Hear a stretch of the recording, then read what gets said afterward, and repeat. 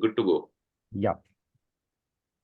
So again, I warmly welcome everyone in this session today. And it will be a very interactive session. We'll keep it very open. And because everyone has come here to learn about the startup investing. So we'll keep it open session and anyone can ask questions. So you can raise your hand. So we'll give you time to ask question, or you can type it in the chat and I'll ask that question to Neeraj ji. So let's keep it very interacting and conversation based. So we'd like to know a lot of things from Neeraj ji, and I'll ask Rohan to just give a brief introduction of WeFounder Circle and Neeraj ji, and then we'll ask more detailed questions to him about his journey during the course of our discussion. Sure, thanks Farooq ji for hosting this entire event. Thank you very much. And for all of you, so WeFounder Circle is an early stage investor network. We started our journey in 2020. And before that, Neeraj ji and co-founder Gaurav Singhvi ji, both of them working as a partner at Venture Catalyst. So both of them come with almost 5-6 years of angel investment experience, startup experience before starting WeFounder Circle. And with a vision to build a global investing solution and platform, we started WeFounder Circle. And so far, we have invested in almost 130 startups. In last 3 years, we invested almost $30 million, and 12,000 angel investors from 60 different countries are part of our community. So that's how massively we have grown. And we have also built a platform called invest.com. This platform is very much similar to Zerodha. Just like you can just go and browse public listed companies on Zerodha and invest in those companies. Similarly, you can just go and browse startups on this platform and invest and start investing or exploring on this platform. So that's how we have grown. And right now we have launched our own VC fund, which is called Avinya VC Fund, and this is a $60 million India Opportunity Fund. Through this fund, we'll be investing in 100 startups at an early stage, and then we'll do 60 plus up rounds from this fund. So over to you, Neeraj ji. That's fantastic to know. So the purpose of this whole session is, to open up the window of startup investing, which has been, I think, a very mysterious thing up till now. So there are crores of people who invest in stock market. There are lakhs of people who invest in real estate. Those are the asset classes that we all know, and therefore there is a less risk attached to it because of more knowledge. Risk is everywhere. But when it comes to startup investing, when it comes to angels and VCs and all, they are behind closed doors. People don't know much about these asset classes. They don't know anything about how to invest, what parameters to see or look into it. So that's the purpose of today's call. Let's open up these things for the general public, and let's bring that knowledge to the general masses so that they can take informed decisions. So let's start by asking you one simple question, Neeraj ji, first, that what is a startup basically? And so there are lots of businesses which start every day. People start their own restaurants and, boutiques and this and that. A lot of businesses are started every day. But then we also know as startups. So what classifies a new business as a startup? That's my first question, which everyone wants to know. Yeah. Yeah, no, this seems to be very easy question, but actually there is a lot of learning which is involved in this entire insight. And for me, this was the same question that was puzzling me when I was doing my own business. Okay, so for starting before this entire angel investing, Farooq, I've been running my own digital media production company for 17 years, and we were doing fairly good. Like we used to do $1.5 million of revenue every year, and we were profitable because media content production is a very profitable business. Okay, so huge margins, but I never understood that why my company is not getting that kind of valuation that these startups get, even if they are not even close to basically the revenue that we are doing or the profitability that we have. So this was always a big question. Okay, that what makes them different? What makes a startup business different from any other lifestyle business? And so if this was a question for me, this is a question still basically whenever we do this kind of angel master classes, we go to pan India or even abroad. This is the basic fundamental question everybody wants to ask, that see, I'm doing my business, I do 100 crore turnover, but I do 5 crores of profits. But why my company is not valued higher? How can I raise venture capital funds and all of that? So the answer lies in simple, basically 2, 3 things. One is that if there is a business which can be highly scalable, and you can build a very large business in a very short period of time. If that is the basically a possibility of that business, then it classifies into a startup business. So basic fundamental is scalability, okay, and that too in a very short time. So now how you can achieve a very highly scalable business in a very short time is it has to be uh, driven through the technology, okay, so only then you can really make it big. So technology becomes a central part, okay, when it comes to the business modeling, the way the business will grow, the way you will distribute it, the way you will attract new customers. So technology play a very large role in that. And if that is there, then it also needs continuous capital, okay, because if you want to achieve, say for example, 10,000 crore, okay, company, a value company, or say 100, 500 crore revenue company in just a period of like 6, 7, 8 years, this is otherwise is impossible if it is not very highly scalable or technology driven business, and if it is not continuously backed by venture capital. Otherwise it's very difficult to reach to that point. So scalability and technology forefront are the two basic primary, okay, requisite for a startup business. And obviously if you want to really make a very large business, the market also has to be big. So that means in a big market, if you create a business model that can be highly scalable and technology driven, then it qualifies into a basic like fundamentals of a startup business. And that doesn't mean कि आपको out of the box ही कुछ सोचना पड़ेगा. Your existing businesses, जैसे अभी भी क्या हो रहा है, there are two kind of businesses which are fundamentally, मतलब base level पे, if I want to define, one is purely innovation driven. That means कि कुछ नया innovate ही किया आपने, ठीक है ना? तो digital payment system was a new innovation actually, okay, so उससे पहले बैंकिंग एक अलग तरीके से होती थी, and then suddenly you have UPI and now you have multiple, okay, payment gateways and things like that. So वो पूरा एक नया इनोवेशन था. But then there are businesses which are execution driven, ठीक है? तो जैसे ई कॉमर्स है, e commerce is completely execution driven. Logistics है, लॉजिस्टिक्स इज एग्जीक्यूशन ड्रिवन. तो वो जो पहले या जैसे ओला उबर जैसे ट्रांसपोर्ट बिजनेस है, these are execution driven business. Innovation yes, technology दोनों ही केस में है, but in Ola case, technology is actually just to use to build the platform and to bring the two side of the community, okay, the demand and the supply on one single platform, and transactions आप वहाँ पे कर रहे हो. So more than a innovation, okay, in a sense case में कोई नया innovation नहीं है कि यार मैं टैक्सी पहले अपने फोन करके बुला रहा था और अभी इससे बुलाने लगा हूँ. So it has simplified the existing framework और टेक्नोलॉजी यूज करके आपने उसको हाईली स्केलेबल बना दिया. इंस्टेड ऑफ पहले मैं अगर अपनी मतलब एक टैक्सी स्टैंड खोलता, या मैं ओयो का मॉडल देखूं, या मैं ओला का मॉडल देखूं, ये सारे बिजनेसेस वो थे जो ट्रेडिशनल बिजनेस को ही इन्होंने डिस्टर्ब किया है थ्रू एग्जीक्यूशन, एंड बीच में टेक्नोलॉजी सेंटर फेस रखी थी. तो अगर वो है, अगर वो क्लासिफिकेशन ठीक होता है, then it is termed as a startup investments, और उसमें वेंचर फंडिंग आती है.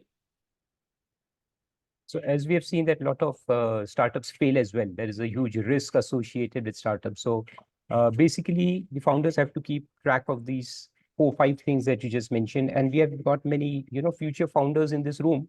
So we conducted a small survey before you joined, and almost 6 to 7 people have said that they are already founders or wish to be founders. So I think these pointers are very great for them.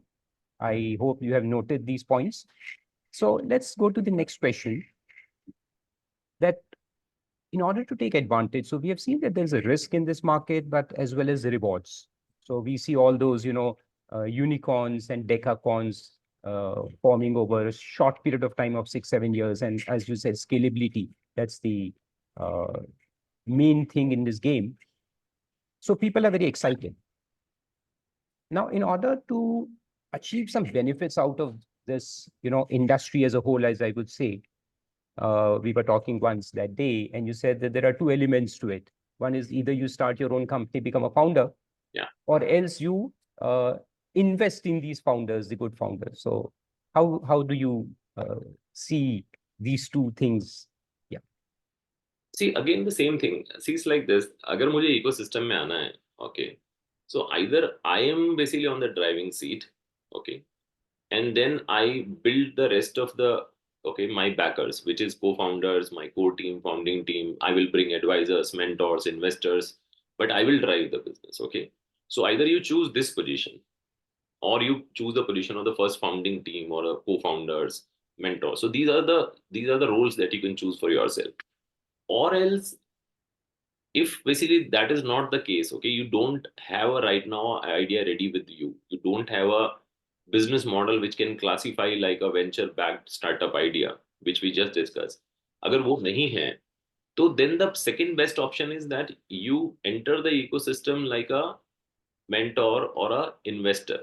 तो ऐसा हो सकता है कि like for example I have 10 years of banking experience, ठीक है, और मैं corporate ladder में I started like a trainee, then I become say executive, then an assistant manager, then manager, then okay say AVP.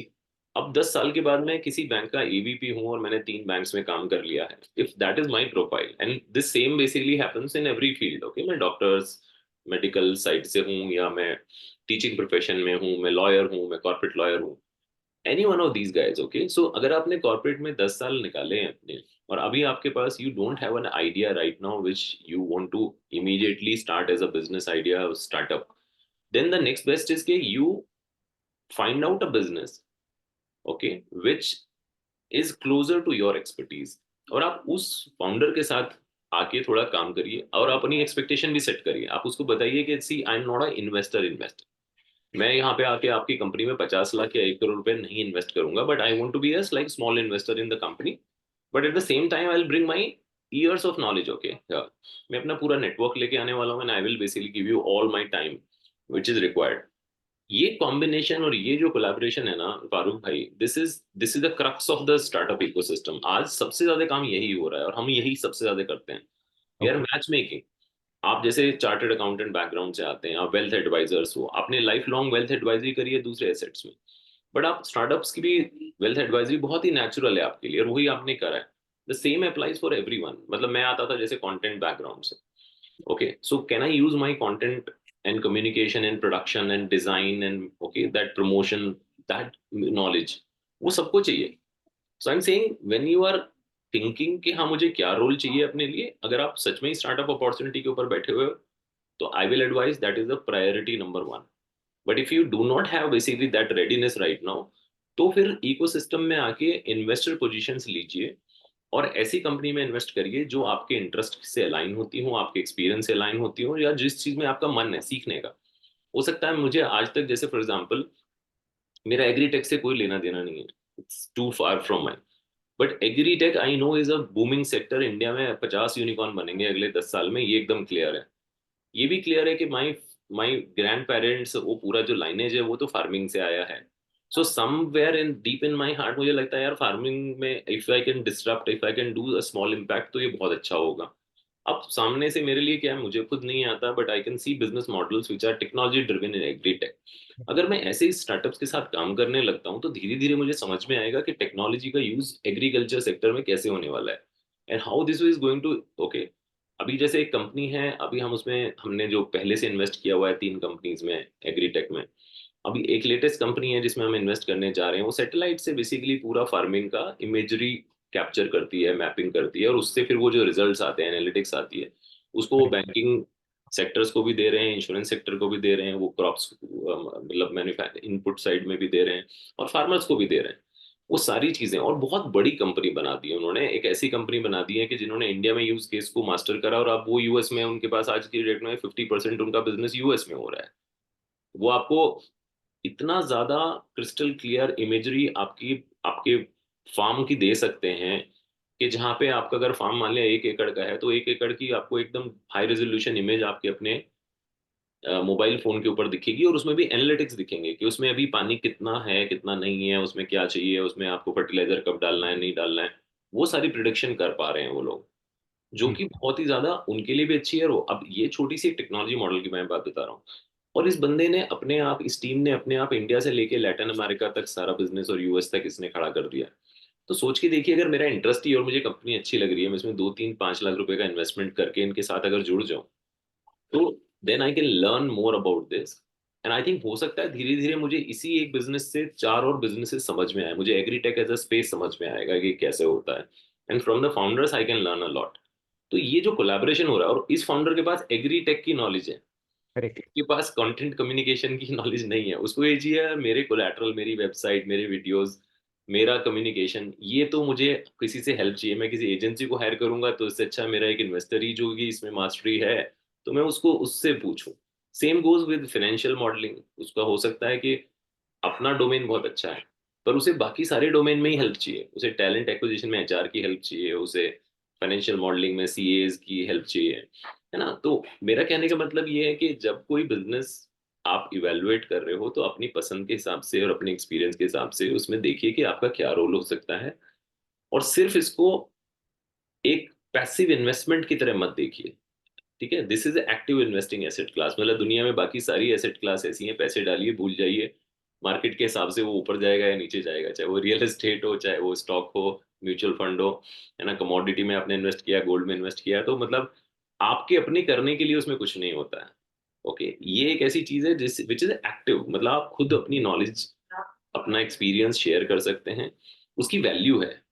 तो startups भी उसकी बहुत value करते हैं, वो आपको प्रेफरेंशियल ट्रीटमेंट देंगे, प्रेफरेंशियल टर्म्स देंगे, वो सब पॉसिबिलिटीज यहाँ पे बहुत ज्यादा है पर। That's fantastic answer. And I think because most of the people who joined this call today are all experienced people. They have 20 years, 15 years of experience. Most of them are my old students. You know, they are chartered accountants working in big companies right now. And some of my colleagues are there. So they are thinking of, starting something on their own. And they have that midlife crisis as well. So they think of, let's do something on our own. So I think this advice is very good, that instead of taking that risk of, leaving your jobs and starting something on your own, you can first start your journey as an investor, invest small amounts in companies, deal along with them, work along with them, and understand this whole industry and the culture. And once you are, well versed with it, then you can take that leap and start something on your own. So that's a very good मैं point बस of इसमें view. एक चीज बस बताना चाहता हूँ, देखिए इसको ना, इसको अलग अलग लेंस से देखने की जरूरत है। मैं अगर कोई भी आज की डेट में बिजनेस स्टार्ट करता हूँ, और मैं वो सब जो कॉल्स में सब लोग हैं, और आपने जैसे कॉन्टेक्ट सेट किया, मैं बस उसी के पॉइंट ऑफ व्यू से Yeah, आप yeah. एक चीज ऐड कर रहा हूँ। अगर मैं एक छोटा सा कंसल्टिंग बिजनेस स्टार्ट करूँ कि भाई ठीक है, चलो कल से मैं आज तक चार्टर्ड अकाउंटेंट प्रैक्टिस या वेल्थ एडवाइजरी प्रैक्टिस मैं किसी के साथ कंपनी में कर रहा था, या किसी सीनियर लॉ फॉर्म या सीए फॉर्म के साथ कर रहा था, आज मुझे अपनी प्रैक्टिस स्टार्ट करनी है। अगर मुझे वो छोटा सा काम भी करना है ना, तो आप मान के चलिए फारूक भाई, साल भर में आपके पास ना कम से कम भी 15 से 20 लाख रुपए का एक कैपेसिटी होना चाहिए। आप एक ऑफिस लोगे, 2 लोग रखोगे, अपना एक छोटा वेबसाइट बनाओगे या प्रमोशंस करोगे, ठीक है, तो आप, और उनकी सैलरीज, उनका खर्चा और वो सब चीजें करने के लिए आपको एक छोटा सा एक कंसल्टिंग का बिजनेस भी आपको 15 से 20 लाख रुपए होएगा। सिमिलरली, और आपके पास साल भर का खर्चा भी होना चाहिए कि भाई प्रैक्टिस धीरे धीरे ग्रेजुअली स्टार्ट होगी। I think you might have to basically put in money for it another like 6 months before ये सस्टेनेबल हो जाए। उसके बाद भी ग्रोथ कैसी होगी कि आपका प्रैक्टिस बेसिकली एक ठीक से, आप अपने ऑफिस में जब 2 लोगों से स्टार्ट किया, 2 लोगों से 10 लोगों में पहुंचने के लिए, ठीक है ना, और महीने का 5 से 10 लाख रुपए की प्रैक्टिस करने से 50 लाख रुपए महीना की प्रैक्टिस करने में आपके 3 से 4 साल जाने वाले हैं। तो मैं ये देख रहा हूँ कि अगर आज मुझे ये डिसाइड करना, और ये सब हम सब के लिए क्वेश्चन है, कि मैं अगर अपना करियर ग्राफ देखूं कि हाँ यार, और करियर ग्राफ, जब आप स्टार्टअप में इन्वेस्टमेंट करने की सोच रहे हैं तो 5 इयर्स की प्लानिंग करिए। जैसे आप 5 इयर्स की अपने करियर की प्लानिंग कर रहे हैं, और वहां पे कंपैरिजन करके देखिए कि एक रास्ता ये वाला है, दूसरा रास्ता ये है कि मैं अभी एकदम से कोई ऐसा डिसीजन ना लूं। और ये जैसे मैंने कंसल्टिंग के लिए बोला, ऐसा किसी भी बिजनेस को अगर आप इवेलुएट करोगे, तो शुरू में एक इनिशियल कैपिटल आपका जाता है और एक रिस्क उसके साथ एसोसिएटेड है। उसको सस्टेनेबल बनाने के लिए 1 साल 1.5 साल का खर्चा आपके पास होना चाहिए। वो सारे उसके साथ है ना, उसके प्रॉस एंड कॉन्स है। स्टार्टअप इन्वेस्टमेंट्स भी ऐसा ही है कि अब अगर मैं 5 years की प्लानिंग इसमें करूं और ये सोचूं कि ठीक है इक्वल अमाउंट ऑफ मनी मैं यहाँ पे देता हूँ और टाइम भी वैसे ही देता हूँ, पर मैं अपने आप को सिक्योर कर रहा हूँ अपनी करंट जॉब करंट प्रोफेशन में, तो मैं अगर 2 साल के लिए ये बनाऊं कि नेक्स्ट 2 साल में मैं पहले इसको सीख लेता हूँ अच्छे से और अपना नेटवर्क बना लेता हूँ। जब आप इन्वेस्टिंग सर्किल के अंदर आएंगे, आप भले ही आप ये सोच रहे हो कि मुझे तो अल्टीमेटली 2 साल बाद ना अपना एक स्टार्टअप वेंचर करना है, मेरे को फिनटेक का एक आइडिया है, मैं लेंडिंग बिजनेस में कुछ क्रिएट करना चाहता हूँ, मुझे एक अपॉर्चुनिटी दिख रही है उसमें। अब तरीका ये है कि अगर आज बहुत ज्यादा कन्विंस हैं उससे और आपके पास वो सारी प्री रिक्विजिट है जो हमने पहले बोली है, तो फिर तो सीधा स्टार्ट कर दीजिए। अगर वो नहीं है तो सेकंड बेस्ट ये है कि आप अंदर आइए इकोसिस्टम में, और अगर आपको फिनटेक में बिजनेस करना है तो फिनटेक कंपनीज के साथ आप थोड़े से एसोसिएट हुई और साल भर में 4 या 5 फिनटेक में इन्वेस्ट करिए छोटा अमाउंट, 2 से 3 लाख रुपए, तो आपका एक्सपोजर कितना हुआ, वही 15 लाख रुपए। 15 लाख में लेकिन आपने 5 फिनटेक बिजनेसेस में छोटा छोटा इन्वेस्टमेंट करके एक्सेस ले लिया उस बिजनेस का। अब आप उस फाउंडर और उस फंडिंग टीम से और उस बिजनेस मॉडल के साथ सीखिए कि वो कैसे अब उसको वेंचर को बिल्ड कर रहे हैं, क्या प्रॉब्लम्स आ रही हैं, कैसे वो ग्रो कर रहे हैं, कैसे वो टैलेंट हायरिंग कर रहे हैं, कैसे वो बिजनेस क्रैक कर रहे हैं, कैसे फर्स्ट 100 कस्टमर्स लेके आ रहे हैं, रिपीट सेल कैसे आ रही है, रिटेंशन कैसे हो रहा है, फंड रेज कैसे कर रहे हैं। और क्योंकि आप इन्वेस्टर हैं तो सोचिए उस कंपनी में जो भी लोग इन्वेस्टमेंट आपके साथ कर रहे हैं या फ्यूचर राउंड्स में करेंगे, उन सबके साथ आपका एक नेचुरल नेटवर्क बन गया, क्योंकि आप भी उसी कंपनी में इन्वेस्टेड हो जिसमें मैं इन्वेस्टेड हूँ। तो आप मुझे अगर आके रीच आउट करना चाहोगे कि भाई नीरज और फारूक भाई, मैं भी आप ही दोनों के साथ उसी सेम कंपनी में इन्वेस्टेड हो जिसमें आप इन्वेस्टेड हो, तो नेचुरली मेरा एक आपके साथ कनेक्शन बहुत ईजी हो जाएगा। ठीक है ना। तो कहने का मतलब ये हुआ, एक इन्वेस्टमेंट से आपके मल्टीपल बेसिकली प्रॉब्लम सॉल्व हो रही हैं। एग्जैक्टली। आपकी आपकी नॉलेज की प्रॉब्लम सॉल्व हो रही है, नेटवर्क की प्रॉब्लम सॉल्व हो रही है, आपने इन्वेस्टर्स के साथ इतना बेस बना लिया। अब आप सोच के देखिए अगर 2 साल में मैंने ऐसे 10 इन्वेस्टमेंट्स किए छोटे छोटे, 15 लाख इस साल, 15 लाख अगले साल, मैंने 20, 25, 30 लाख रुपए का इन्वेस्टमेंट एक्सपोजर लिया, बहुत ही छोटे लेवल पे मैं आपको बता रहा हूँ ये। तो भी आप सोचोगे with every company you are associating yourself with 20, 25 investors. तो अगर मैं 10 कंपनी की बात करूँ, 200 इन्वेस्टर्स के सर्किल में मेरा एक एक पहचान बन जाएगी, एक एक मेरी एक। और उसके साथ आप उस कंपनी में कैसा इनपुट देते हो, उससे आपकी ब्रांडिंग नॉलेज वो मार्केट में स्टैब्लिश होती है। तो आपने क्या किया अपने लिए 2 साल में, अपना ब्रांड स्टैब्लिश कर लिया, your personal brand as a very strategic investor, someone who is very serious and someone who is very helpful. ये क्वालिटी ना आपको एकदम डिफरेंट डायमेंशन में ले जाएंगे। उसके बाद अगर आप 2 साल बाद ये बोलोगे ना मेरे को एक नया अपना कंपनी कर रहा हूँ, मैं फिनटेक कर रहा हूँ, आपको अपने लिए वेंचर फंड ढूंढने की जरूरत नहीं पड़ने वाली है। जस्ट बिकॉज आपने इतना काम कर लिया, अपना इतना बॉडी ऑफ वर्क रेडी कर लिया है, people will start respecting you for the contribution that you have done. तो एग्जैक्टली। मतलब just wanted to give a context कि क्या कैसे आप आगे बढ़ सकते हो नो इसमें। No, that's absolutely golden advice I would say for everyone. तो नीरज जी, एक चीज हम आपसे जानना चाहेंगे कि आप इस फील्ड में कैसा है, what's your story, how did you become an investor, what inspired you basically to become an investor and start We Founder Circle? एकदम सेम चीज जो मैं आज एडवाइस कर रहा हूँ ना, जो मैंने अभी आपको ये सारा बोला है ना, मैंने बस एग्जाम्पल चेंज किया है। मैंने बोला कि आप बैंकिंग, चार्टर्ड अकाउंटेंट, वेल्थ, उस वाली फील्ड से आए हैं, इसको रिप्लेस कर दीजिए आप मीडिया कंटेंट, है ना, प्रमोशन, डिजाइन, उस वाली टीम। मेरा वही बैकग्राउंड था। तो जब मैं इस इंडस्ट्री में पहली बार, मेरे ही एक दोस्त जो आज वेंचर कैटलिस्ट के फाउंडर हैं, डॉक्टर अपूर्व, अपूर्व मेरा बहुत पुराना दोस्त था, और अपूर्व ने मुझे बोला कि यार देखो अब इंडस्ट्री चेंज हो रही है, स्टार्टअप इन्वेस्टमेंट्स फारूक भाई जब हमारे देश में जब थोड़ा मतलब एक सिग्निफिकेंट एक इंडस्ट्री की तरह से फर्स्ट टाइम हुआ, वो करीब 25 साल पहले की बात है। तो 2000 में पहली बार ऐसी कंपनीज आनी शुरू हुई थी, या जिन्होंने इंटरनेट कंपनीज को सेटअप किया था, वो 2000 का एरा है। उस टाइम पे पूरे हिंदुस्तान में अगर आप बोलोगे फंडिंग करने वाले तो कोई था ही नहीं, कोई इकोसिस्टम नहीं था, कुछ नहीं था। तो 2000 से लेके 2010 के बीच में ये हर साल धीरे धीरे थोड़ा थोड़ा सा बढ़ता रहा। लेकिन जो इनिशियल इन्वेस्टर्स 2010 तक की अगर मैं बात करूँ ना, तो भी 200 इन्वेस्टर्स पूरे इंडिया में थे। और वो 200 इन्वेस्टर्स कहाँ बैठे थे कि भाई बॉम्बे में, साउथ बॉम्बे में कुछ 50 लोग बैठे हुए हैं, है ना, दिल्ली गुड़गांव में कुछ 40-50 लोग बैठे हैं ना, बैंगलोर में कुछ 100 लोग बैठे हुए हैं, हैदराबाद में कुछ। तो ये टॉप सिटीज में वो सारे एग्जीक्यूटिव्स जिन्होंने वेस्ट में जाके जॉब्स करी थी, और जिन्होंने वेस्ट में जाके टेक्नोलॉजी इनोवेशन कंपनीज को बढ़ते हुए देखा था और इकोसिस्टम को, वेंचर कैपिटल को थोड़ा समझा था। शुरू में 200 लोग वो आए थे। उसके बाद जो नेक्स्ट जनरेशन आई इस फील्ड में, वो लोग आए banking, financial industry, wealth advisory से, जिन्हें ये समझ में आया कि हाँ यार, अब इंडिया में venture capital is the new boom. तो उन्होंने, उनमें से कुछ लोगों ने उसमें शिफ्ट किया। ये बिल्कुल वैसे ही था जैसे जब इलेक्ट्रॉनिक मीडिया आया, तो जो फर्स्ट जर्नलिस्ट थे वो कहाँ से आएंगे, वो तो मतलब न्यूज़पेपर से ही आए लोग, ठीक है ना। जो पहले प्रिंट एडवर्टाइजिंग या प्रिंट जर्नलिज्म करते थे, वही लोग इलेक्ट्रॉनिक में आए, टीवी रेडियो में आने शुरू हुए।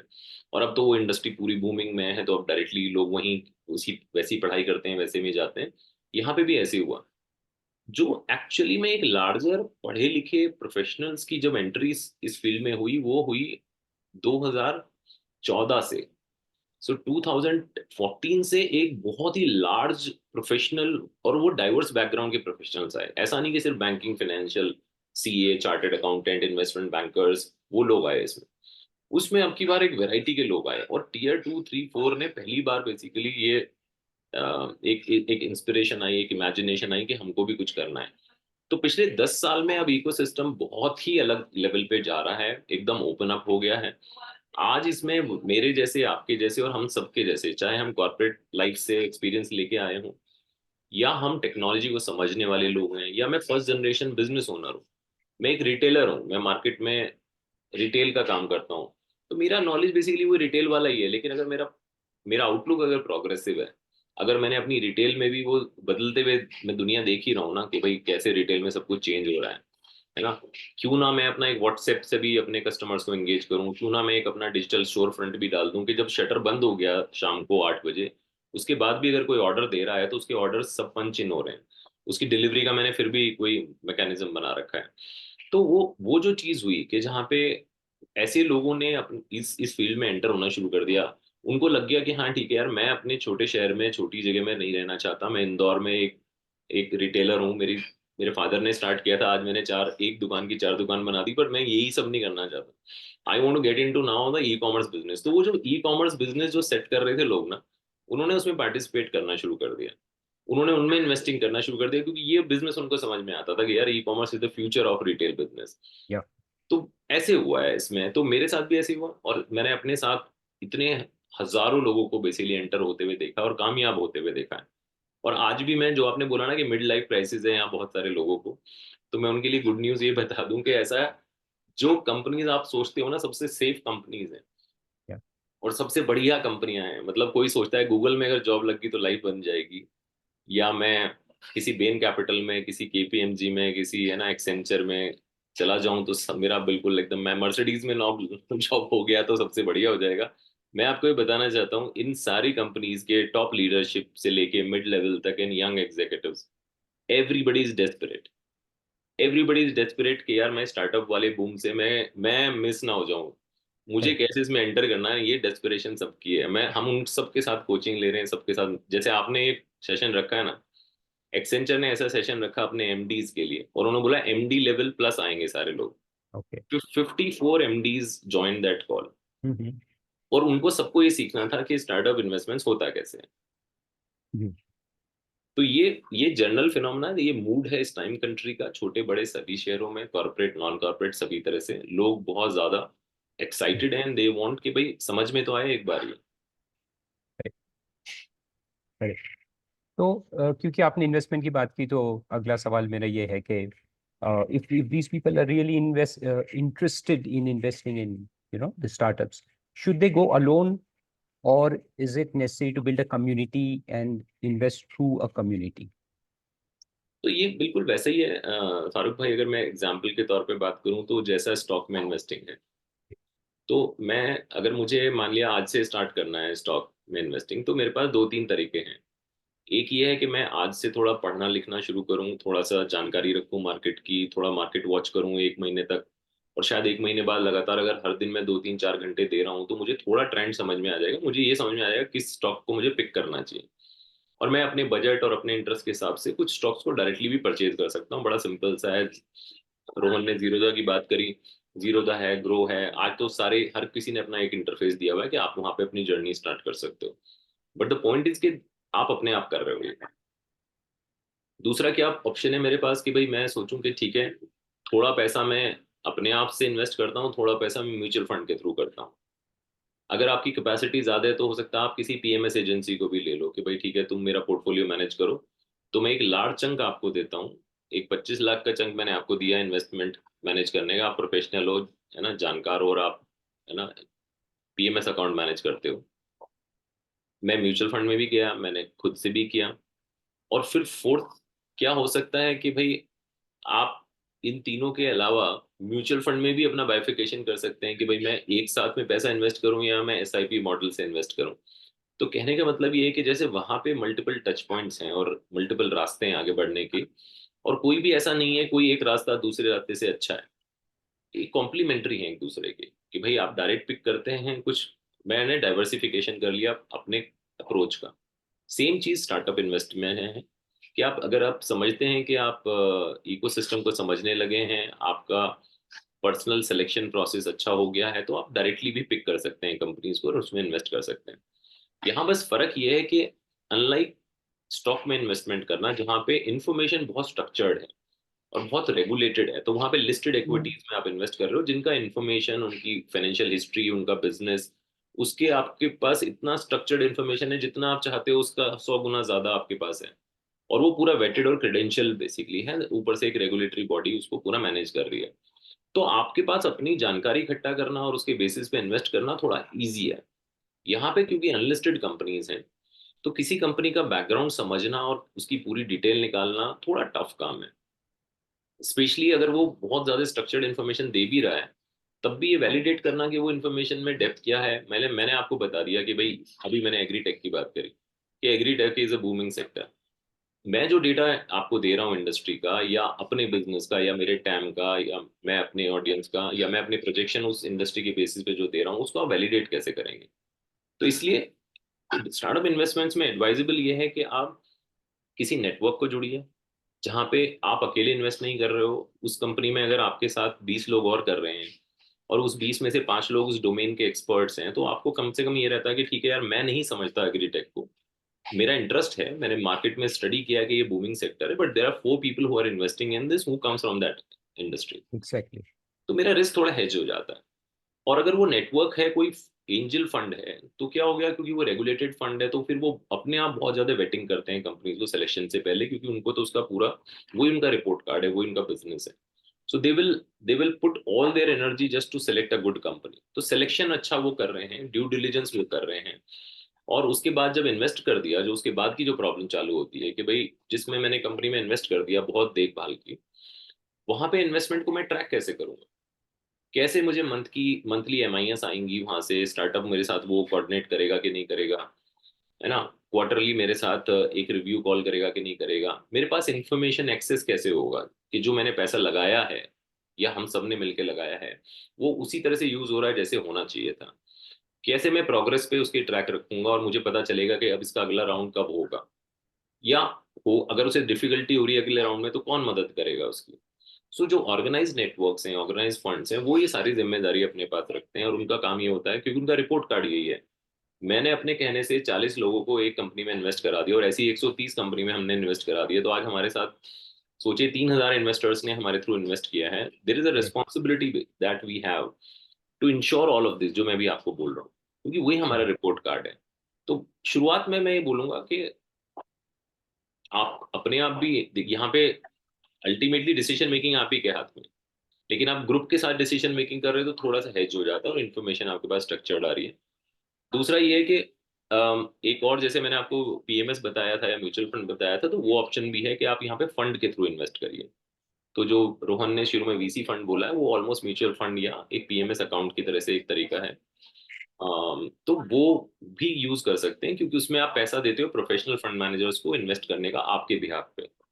तो हमारा जो फंड है वो $60 मिलियन यानी कि 500 करोड़ का फंड है, और उसका मिनिमम जो टिकट साइज किसी इन्वेस्टर का है वो 1 करोड़ है फारूक भाई, और वो आपको 3 साल में देना है। तो एक तरह से वो एसआईपी की तरह ही आप पैसा दे रहे हो, उसमें हर साल आप एक छोटा एसआईपी दे रहे हो अगले 40 महीने में। तो आप साल का 20-25 लाख रुपए दे रहे हो, ताकि आपका वो इन्वेस्टमेंट होगा बहुत ही ऑर्गेनाइज तरीके से और प्रोफेशनल तरीके से, और वो भी एक तरीका है इन्वेस्ट करने का। तो जैसे आपने वी फाउंडर सर्कल भी क्रिएट किया है, प्लस इन्वेस्ट जो प्लेटफॉर्म है वो भी है, और आपका विनिया जो वीसी फंड है वो भी है। So if you can give more information like how they are structured and how people can enter at different points of time, and take advantage of all these platforms. तो देखिए, हो ये रहा था कि अल्टीमेटली तो अगर फंडामेंटल लेवल पे देखें तो हम लोग क्या करने की कोशिश कर रहे हैं, हम लोग एक इन्वेस्टर साइड में एक लार्ज पॉपुलेशन को एक वेंचर एजुकेशन देने की कोशिश कर रहे हैं, उनको ये समझाने की कोशिश कर रहे हैं कि भाई अगर आपका इंटरेस्ट है इस फील्ड में तो आपके फर्स्ट सेकंड थर्ड स्टेप्स क्या होने चाहिए। तो दैट मीन्स मुझे अब मैं वेंचर एजुकेशन यानी कि अगर उनकी अवेयरनेस और उनकी नॉलेज के ऊपर मुझे अगर काम करना है तो या तो ये काम मैं अकेले करूं या मैं ऐसे अपने जैसे जो और इन्वेस्टर्स हैं ऐसे लोगों की कम्युनिटी बना दूं कि भाई ये लोग हैं जो ऑलरेडी इन्वेस्टमेंट कर चुके हैं। तो आज जैसे जो आज मैं अपना नंबर बताऊं आपको तो 13,000 टोटल इन्वेस्टर्स हैं जो प्लेटफॉर्म के ऊपर है। 13,000 में से 3,000 लोगों ने इन्वेस्टमेंट किया है। दैट मीन्स 10,000 लोग तो अभी सीख रहे हैं। तो वो 10,000 लोगों की नॉलेज मैं उनको देता रहूं तो वो एक तरीका हो गया कि प्लेटफॉर्म से हम उनको सिखा रहे हैं, बता रहे हैं, सेशंस कर रहे हैं। लेकिन अगर ऐसा कुछ हो जाए कि जो नए आने वाले इन्वेस्टर्स हैं ये ऑलरेडी जो एग्जिस्टिंग इन्वेस्टर्स हैं उनसे डायरेक्टली कम्युनिकेट कर सकते हैं, डायरेक्टली जुड़ सकते हैं, उनसे पूछ सकते हैं, उनसे सीख सकते हैं, उनसे अपने डाउट्स क्लियर कर सकते हैं, तो फिर तो बहुत ही ज़्यादा ईजी हो जाएगा। तो हमने इसलिए इन्वेस्ट का एक ऐसा प्लेटफॉर्म बनाया जिसमें सारी कम्युनिटी कनेक्टेड है। ऐसे लोग भी हैं जिन्होंने 50-50 70-70 इन्वेस्टर्स किए हैं और ऐसे लोग भी हैं जिन्होंने पहली बार आके आज ज्वाइन किया और पहली बार ही नाम सुना है कि भैया एंजल इन्वेस्टिंग भी कोई चीज़ होती है। तो ऐसे लोगों को अपनी ही कम्युनिटी में एक दूसरे से कनेक्ट करके एक दूसरे से सीखने का एक मौका मिले, इसलिए हमने इन्वेस्ट प्लेटफॉर्म बनाया। दूसरा ये हो रहा था कि क्या हम इंफॉर्मेशन को स्ट्रक्चर करके डाल सकते हैं, तो डील डिस्कवरी, आप अपॉर्चुनिटी ढूंढोगे कहाँ, उसके लिए भी हमने ये प्लेटफॉर्म को बनाया। तो इसमें दो काम हो रहे हैं, एक ये हो रहा है कि जितनी भी अच्छी कंपनीज हम ढूंढ के लाते हैं उन सबको हम यहाँ लिस्ट कर देते हैं, तो आपके पास हर एक कंपनी का पूरा डेटा रूम एक्सेस होगा, बहुत स्ट्रक्चर्ड उनके बारे में हर एक इन्फॉर्मेशन होगी। वहाँ पे उनके पिच वीडियो, फाउंडर की डिस्क्रिप्शन, उनके बिजनेस मॉडल, फाइनेंशियल्स, उनके एग्जिस्टिंग इन्वेस्टर्स, उनकी मंथ ऑन मंथ की सेल्स, जितनी भी आप चीजें समझते हो वो सब हमने वहाँ पे स्ट्रक्चर करके डाली हुई है। तो उस प्लेटफॉर्म पे एक काम तो हो रहा है डील को डिस्कवर करने, दूसरा काम हो रहा है कि अगर मैं उसमें इंटरेस्टेड हूँ इन्वेस्टमेंट करने के लिए तो आपका इन्वेस्टिंग का जो पूरा प्रोसेस है, केवाईसी से लेके इन्वेस्टमेंट का, ट्रांजैक्शंस का, बाद में शेयर सर्टिफिकेट मिलने का, वो कंप्लीटली पूरा है। ठीक है। और लास्ट में है कि पोर्टफोलियो मैनेजमेंट, कि जब मैं इन्वेस्टमेंट करता रहा और अभी मैंने बोला साल में 5 से 6 इन्वेस्टमेंट करना है, तो 6 इन्वेस्टमेंट के बाद मुझे पता तो चले ना कि हर एक में जिस कंपनी में मैंने इन्वेस्ट किया था उसका हाल क्या है, तो वो ट्रैकिंग भी वहीं पे हो जाती है। तो ये प्लेटफॉर्म हमने दो पर्पज से बनाया है, एक इन्वेस्टिंग ऑटोमेशन के लिए, अपॉर्चुनिटी डिस्कवर करने के लिए, और लोगों से नेटवर्क करके अपनी नॉलेज को कंटिन्यूसली बढ़ाने के लिए। तो ये काम हम प्लेटफॉर्म से पूरा कर रहे हैं। जी। दूसरा काम है हमारा फंड्स का, जो आपने बोला कि भाई मल्टीपल जो फंड्स बनाए हैं, तो आज हमारे पास 3 फंड है।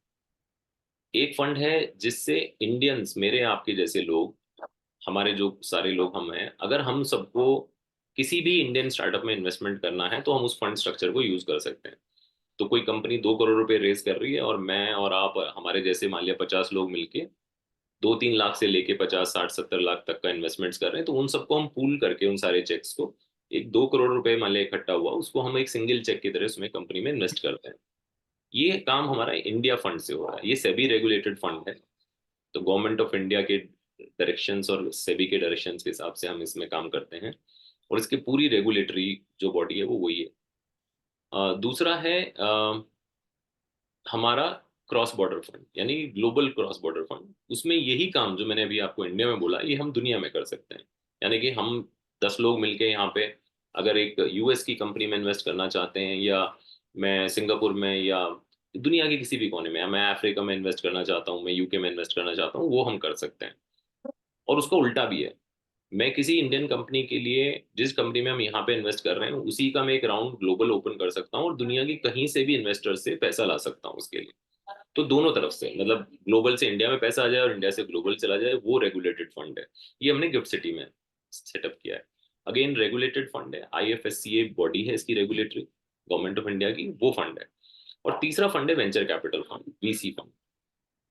पहले दो में और इस लास्ट वाले वीसी फंड में फर्क सिर्फ इतना है कि पहले वाले में जो हम सिर्फ आपको अपॉर्चुनिटी दिखाते हैं कंपनियों की, और आप डिसाइड करते हो किस कंपनी में आपको कितना पैसा इन्वेस्ट करना है। तो ये स्टॉक जैसा हो गया इन्वेस्टमेंट। जो सेकंड मैंने आपको वीसी फंड बताया, उसमें आप पैसा हमको देते हो, फंड को देते हो, और फंड आपके बिहाफ पे इन्वेस्ट करता है। ये फर्क है दोनों में। तो ये फंड स्ट्रक्चर हमने बना दिया। तो एक हो गया प्लेटफॉर्म, एक हो गए हमारे फंड्स। ये दोनों मिला के हमारा सोल्यूशन है, जिसको हम लेके आज की डेट में कम्युनिटी के पास जाते हैं। That is fantastic. So ji. people can invest in any of these and take advantage. क्या? That's great.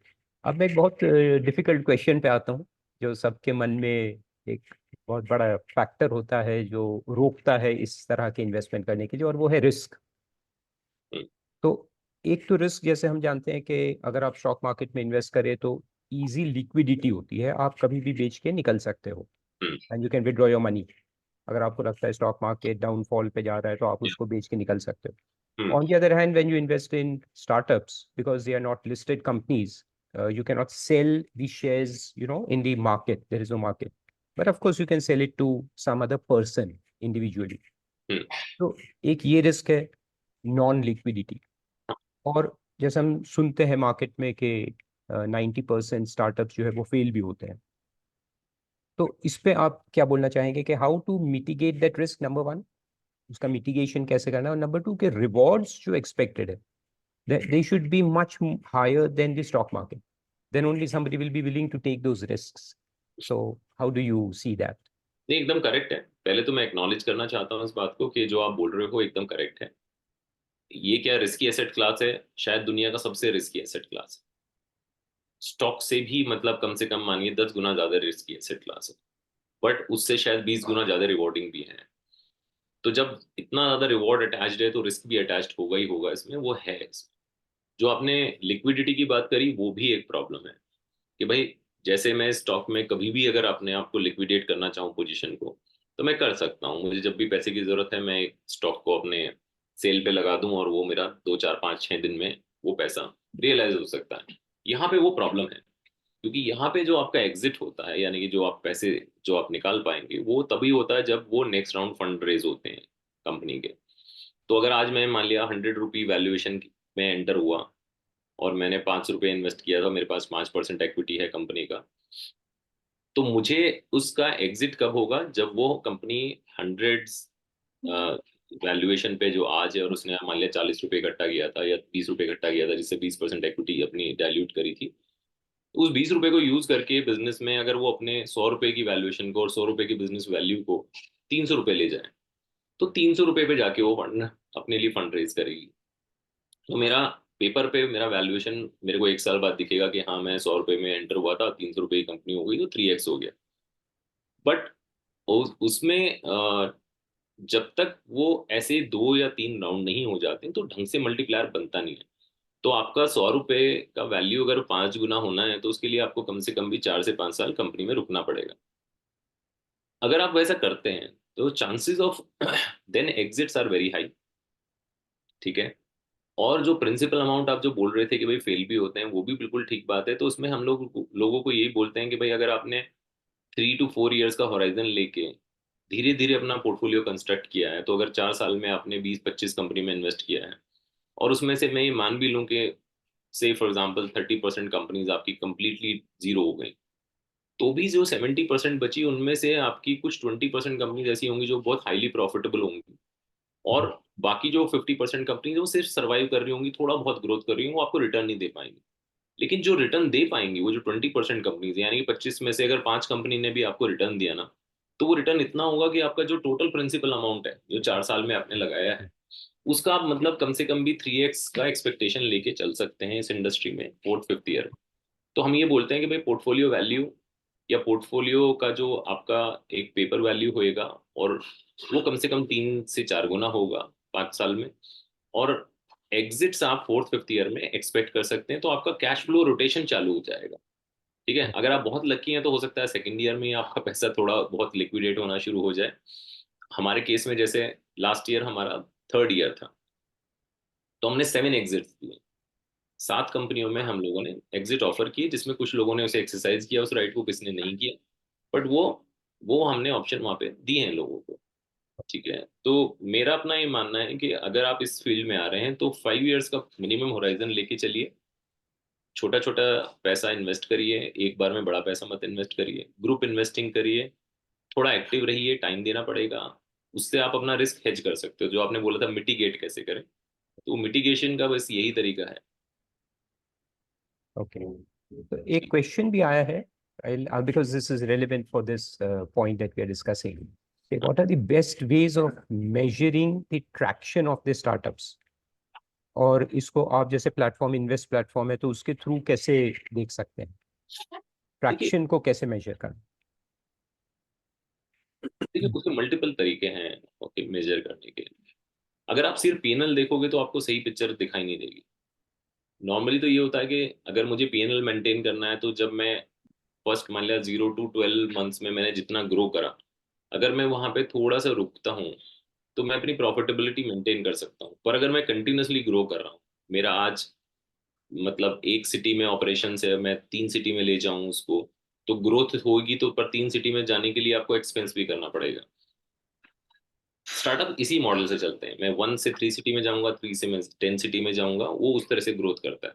तो दैट मीन्स वो ग्रोथ कैपिटल कंटिन्यूसली चाहिए होगी, और उसका प्रॉफिटेबिलिटी अगर आप देखोगे ना, वो आएगा नहीं, 3 से 4 साल में प्रॉफिटेबिलिटी नहीं दिखाई देगी। लेकिन क्या यूनिट इकोनॉमिक्स अच्छा हो गया?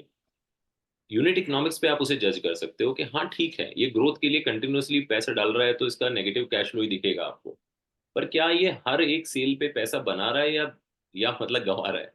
तो अगर यूनिट लेवल पे आपका इकोनॉमिक्स बैठ गया, तो फिर तो मतलब फिर आप सेफ हो। इसका मतलब कंपनी जब भी बेसिकली अपने आप को थोड़ा सा ऊपर लेके जाएगी, ग्रोथ लेके जाएगी, तो धीरे धीरे वो कभी भी किसी भी स्टेज पे अपने आप को प्रॉफिटेबिलिटी की तरफ भी ले जा सकती है, क्योंकि उसका यूनिट इकोनॉमिक्स अच्छा है कंपनी का। ऑपरेशनल प्रॉफिटेबिलिटी आ जाएगी, हम जिसे CM1 CM2 बेसिकली बोलते हैं मार्जिन, वो आपके पॉजिटिव होने शुरू हो जाएंगे। तो या आप अगर ऑपरेशन लेवल पे प्रॉफिटेबल हो गए, कैश फ्लो लेवल पे प्रॉफिटेबल हो गए, वो सब चीजें इंडिकेटर्स आपको दिखने शुरू हो जाते हैं कि कंपनी की सेल्स कंटिन्यूअसली ग्रो हो रही है, और जो सेल्स का कॉस्ट है यानी कॉस्ट ऑफ एक्विजिशन है, वो कंटिन्यूअसली नीचे जा रहा है। तो मेरे पहले 100 कस्टमर हो सकता है पर कस्टमर ₹350 मेरा खर्चा आया था, लेकिन अगले जो मेरे 100 कस्टमर हैं, वहां पे खर्चा वो अगर ₹270 हो गया, और ऐसे ही मैं हर क्वार्टर में उस कॉस्ट को, कैक को नीचे लाए जा रहा हूँ, तो मुझे पता चल रहा है कि कंपनी हर नए कस्टमर को एक्वायर करने में पहले से ज्यादा मतलब कम ही खर्चा कर रही है। तो मेरा कैक कैसे जा रहा है, मेरी रिटेंशन कितनी है, ठीक है ना? तो मैं 3 महीने बाद, 6 महीने बाद तो ये कैलकुलेट करना शुरू कर दूंगा कितने रिपीट कस्टमर्स हैं। तो एक होता है कैग, यानी कि हर नया कस्टमर आने का कॉस्ट क्या है, वो कंटिन्यूसली डिक्लाइन होना चाहिए। रिटेंशन जितना आप इंप्रूव करते चले जाएंगे, उससे आपका कैग कम होता चला जाएगा। तीसरा है आपके मार्जिन्स। मार्जिन्स हो सकता है शुरू में कम हो, और धीरे धीरे आप जब ऑपरेशनल में थोड़ी स्टेबिलिटी ले आए तो आपके मार्जिन्स ठीक होंगे, तो हम मार्जिन्स पे बहुत ध्यान रखते हैं। और चौथा है आपकी वैल्यू क्रिएशन, जो टेक्नोलॉजी साइड पे हो रहा है, वो भी मेरे लिए अट्रैक्शन है। कि आपके कितने लोग, आप ट्रैफिक आप ला पाते हो, कितने लोग वहां पे टाइम स्पेंड कर रहे हैं, कितने अच्छा। आपके पार्टनर्स बन गए हैं, कितने आपके डाउनलोड्स होने लगे हैं, ब्रांड की क्या वैल्यू होती जा रही है, वो मेरे लिए दूसरे इंट्रिंसिक वैल्यू प्रोपोजिशन से, जो कि फाइनेंशियल्स में नहीं दिखेंगे आपको, लेकिन कंपनी के लेवल में मुझे दिखेंगे कि हाँ यार, ये कंपनी अब 10 शहरों में माल बेचने लगी है, इसके आज डीलर नेटवर्क इतना बड़ा हो गया है। तो वो वाले जो पैरामीटर्स हैं, या टेक्नोलॉजी का जो डेटा है, वो अपने आप में वैल्यू क्रिएशन करना शुरू कर देता है कि यार टेक बहुत स्टेबल हो गया, बहुत अच्छा हो गया। तो वो एक, ये सब का मिक्स ही है बेसिकली। जो या आपकी जैसे फंडिंग होती है, तो क्या आप ऐसे कंपनी हो जो हर रेगुलर है ना 12 15 18 महीने में पैसे रेज करते जा रहे हो, that is also is a indicator for me basically, this company is good, because ना कि वो सिर्फ बिजनेस अच्छा कर रहे हैं, उनके पास फंड रेजिंग कैपेबिलिटी है, जो कि बहुत ही बड़ा टिक मार्क है हमारे लिए। मुझे ऐसा फाउंडर चाहिए जो जो कंटिन्यूसली मार्केट में जाके पैसा रेज कर सकता हो। तो वो भी एक क्राइटेरिया है जज करने का। ये सारे combination of this business growth, cash flow management, ठीक है, your people handling, your branding in the market, your technology value, your fund raising capacity, all of this is a mix of judging a companies health. हम यही काम करते हैं हर महीने, हर हर quarter में। तो जैसे एंजल फंड्स है जैसे आपका, और वेंचर कैपिटल फंड, तो आप तो reporting of course every quarterly करते हैं टू हाँ all the investors about all these parameters. हाँ। लेकिन इन्वेस्ट प्लेटफॉर्म में भी ये ट्रैकिंग सिस्टम आपने बनाया होगा कि जिसमें सारी डिटेल्स दिखे, और जो इन्वेस्टर्स हैं उनको वो देख सकते हैं उसमें। जी, ये क्वेश्चन भी पूछा हुआ है प्रतीक ने, तो मैं वहां पे भी उसी का, और आपने भी सेम क्वेश्चन पूछा है। तो देखिए यही सबसे बड़ी एक प्रॉब्लम है कि जब मैं इन्वेस्टमेंट कर दिया, इन्वेस्टर का जो अगला क्वेश्चन है ना वो यही होता है कि मैंने इन्वेस्ट कर दिया, मेरे पास इन्फॉर्मेशन कैसे आएगी कि बिजनेस ग्रोथ कैसे कर रहा है, ट्रैकिंग कैसे कर पाऊँ।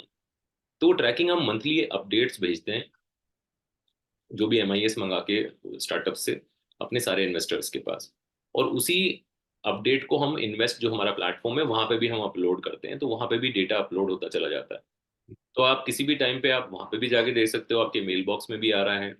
और हर 3 महीने में हम एक कोशिश करते हैं कि एक रिव्यू कॉल कराएं फाउंडर के साथ। तो जब वो इन्वेस्टमेंट लेने आया था तब उसने जो कहानी सुनाई थी, और आज जब वो 3 6 9 महीने हो गए हैं, तो बिजनेस कैसे ग्रो हो रहा है वो सारा आके एक्सप्लेन करता है, और इन्वेस्टर्स के पास ऐसे ही क्वेश्चन आंसर करने का मौका होता है जैसे आप और हम बात कर रहे हैं। तो आप अपने टच में रहते हो, वही हमारा काम So Pratik has a lot of questions, so we'll give him the open mic as well in a few seconds. So I'll come to the last question, है। एक एक एक and then क्वेश्चन we'll. आया था, मैं उसका, मैं Yeah. अगर आप मुझे अलाउ करें तो मैं वो ले Yes, लूं। yes, yes, तो yes. मनन ने ये क्वेश्चन पूछा था, how do we open a angel fund VC AIF which is low compliance, ठीक है, और इजी टू स्टार्ट। तो ये अगर आप बोलो तो मैं इसका आंसर देना चाहता हूँ। ये बहुत Definitely, मेरे definitely. ख्याल से ये एक लेवल ऊपर का क्वेश्चन है। मतलब अगर आप स्टार्ट करते हो तो खुद के इन्वेस्टिंग से स्टार्ट करते हो, लेकिन अगर आप खुद का एंजल फंड, खुद का VC या AIF करना चाहते हो, तो एक तरीका तो वो है जो कि बहुत हाई ऑन कंप्लायंस है, जहां पे आप ही लाइसेंस लेके आते हो अपने नाम पे, अपनी एंटिटी के नाम पे। तो वो प्रोसेस करीब करीब 1 साल का है। Preparation of application itself will take 3 to 5 months। उसके बाद आप अप्लाई करते हो, और सेबी का पूरा एक प्रोसेस है जिसमें वो बहुत ज्यादा ग्रिलिंग करके, is almost like a banking license लेना, ऐसा इतना ही डिफिकल्ट है, ठीक है। दूसरा तरीका ये है कि आप सब लाइसेंस की तरह से काम करिए, कि आप हमारा जो ऑलरेडी रेगुलेटेड फंड है उसके साथ जुड़ के आप अपना अपना नेटवर्क, आप एंजल नेटवर्क भी खोल सकते हैं, एक छोटा VC एडवांस पूल भी खोल सकते हैं, वो सब फैसिलिटीज हैं। और मतलब इस कॉल पे उसमें बहुत ज़्यादा डिटेल जाने में थोड़ा डिफिकल्टी है, पर मैं आपको बस पॉसिबिलिटी लेवल पे आपको ये बता रहा हूँ कि वो सब चीज़ें करी जा सकती हैं। और उसमें हमें जो सेटअप करने का टाइम है ना, वो मुश्किल से 4 से 5 दिन ही है। तो हम नेक्स्ट 4 डेज में किसी के भी ग्रुप को एक नेटवर्क में कन्वर्ट कर सकते हैं, उनका अपना फंड क्रिएट करा सकते हैं। वो सब पॉसिबिलिटीज हैं। Yeah. So, and anyways, we are planning to have a more detailed deep dive session on this या in the coming week. So all those who are interested can join this that session as well. जो आपने To पिछला know. Session भी किया था फारूक भाई, Yes, क्योंकि yes. वहां पे भी ये क्वेश्चन आया था, और आई थिंक हम सब वहां पे जाके एग्री हुए थे। Yeah, जैसे इस कॉल में for example there are almost 30 people. yeah. अब अगर वहां पे इंडिविजुअली मान लिया फंड से इन्वेस्ट करना और 1 करोड़ का एक्सपोजर लेना, किसी को लग रहा है कि यार ये थोड़ा रिस्की है या ज्यादा है, मेरी कैपेसिटी में मैं आज नहीं करना चाहता इतना बड़ा एक डिसीजन, तो ऐसा हो सकता है कि 5 लोग मिलके एक ग्रुप के साथ इन्वेस्टिंग करें कि हाँ ठीक है, मैं 1 करोड़ का रिस्क 4 साल के लिए नहीं लेना चाहता, पर 50 लाख अगले 4 साल में खर्च कर सकता हूँ। 10 से 15 लाख का मेरा एक्सपोजर है। तो ऐसे लोग 50 लैक्स या 40 लैक्स करके बेसिकली ज्वाइन करके भी इन्वेस्ट कर सकते हैं, वो पॉसिबिलिटी है। तो वो फारूक भाई, आप तो पूरा जानते हैं, वो मेरे ख्याल से Yes, आप कभी yes. भी अलग से बात कर सकते हैं अपने ग्रुप के साथ। Definitely, जी definitely. So, last question हमारा वही है कि how much to invest and how to invest. So, जैसा आपने भी कहा कि एंजल से भी के जो रेगुलेशंस है उस पर आप थोड़ी सी इंफॉर्मेशन देखिए। 25 lakhs है फॉर एंजल इन्वेस्टिंग, और VC में अगर करते हैं तो 1 CR, 1 ji crore is the minimum ji investment that you can make. But you can then form groups and invest small amounts in that group, and the group invests. या So you want to say something about that? जी। तो मैं इसको शुरू वहीं से करना चाहता हूँ कि क्यों बेसिकली ये सेबी की तरफ से भी रेगुलेशन क्यों है। क्यों सेबी ये बोल रहा है कि अगर आपको इंडिविजुअल इन्वेस्टिंग भी करनी है और एंजल फंड के थ्रू करनी है, तो आपको 5 साल में 25 लाख रुपए इन्वेस्ट करने पड़ेंगे। वो इसीलिए कर रहा है क्योंकि वो आपको इंटरेस्ट प्रोटेक्ट करना चाहता है। वो एक इंडिविजुअल इन्वेस्टर का इंटरेस्ट प्रोटेक्ट करना चाहता है, इसलिए उसने ये गाइडलाइन लगाई हुई है। क्योंकि ऐसा हो सकता है, पॉसिबल हो सकता है कि मेरे जैसा कोई फंड मैनेजर आके बहुत अच्छी पिक्चर, रोजी पिक्चर दिखा के और किसी को इन्वेस्टिंग करा दे, और आपने मेरे कहने से 2 3 4 इन्वेस्टमेंट कर दिए, साल में 10 लाख रुपए लगा दिया और उसमें से एक दो कंपनी नहीं चली, तो फिर आप आगे ही नहीं बढ़ रहे हो। तो पता चला कि आपका जो इन्वेस्टमेंट हो गया वो भी वेस्ट हो गया।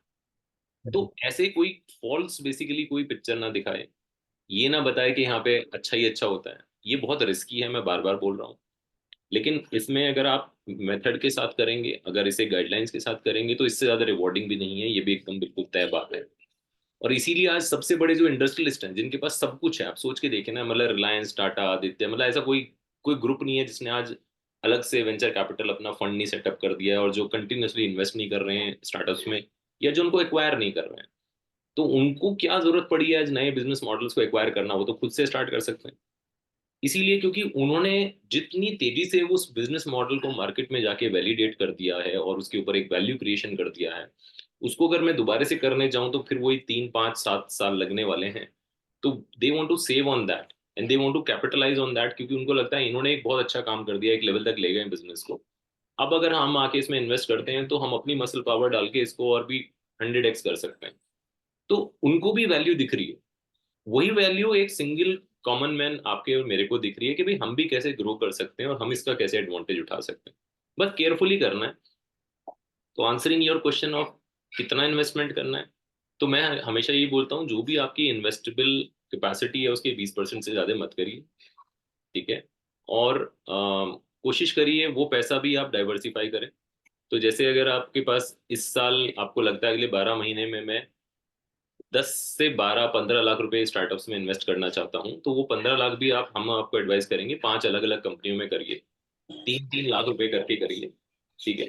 ताकि आपके पास 5 कंपनी का एक्सेस हो, 5 कंपनियों से सीखने का मौका मिले, 5 बिजनेसेस में आपका इन्वॉल्वमेंट हो, और वो जिसमें आपका इंटरेस्ट ज्यादा है या जो आपकी नॉलेज से या डोमेन से ज्यादा मैच करता है उसमें ज्यादा टाइम दीजिए, दूसरे में कम टाइम दीजिए। बट ऐसे आप डाइवर्सिफाई करके इन्वेस्टिंग करिए। और मैं चाहूंगा कि दोनों तीनों अप्रोच को मिक्स करके अगर आप कर सकते हो तो बहुत बढ़िया है। कि मैं म्यूचुअल फंड भी करूंगा और मैं पीएमएस भी करूंगा और मैं डायरेक्ट स्टॉक भी करूंगा, वैसे ही आप यहाँ पे भी खुद कुछ पर्सनल इन्वेस्टिंग करिए, खुद ग्रुप के साथ करिए, कुछ फंड के साथ करिए। डिपेंडिंग क्या कॉम्बिनेशन आप कैसे बनाना चाहते हो वो आप देख सकते हो। जी, बिल्कुल। So if anyone has any further questions, they can ask. And I hope they have my personal number or my email so they can contact me. If they need any information, I'll take it from Neeraj sir and give it to you. And we can definitely have another call for all interested people who are really wanting to invest in or start the journey of investment in, uh, this asset class that is called as startups. तो हम definitely touch में रहेंगे. And if you have any questions, please, you can start your mic, I think मेरे unmute ख्याल से yourself and ask the question. या Zubair wanted to ask some question. Yes, Yes, yes. yes, yes. Hello. Yeah, we can hear you. Sorry. Okay. My name is Zubair. Neeraj ji and Farooq bhai, thank you very much. This I attended the last session also, and this Okay. also. It's an amazing amazing session. Lot of information I've gained. So thank you very much for that. I have two questions. Yeah.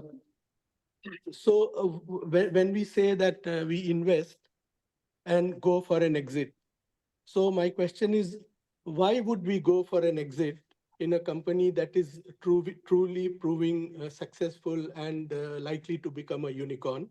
That is one question.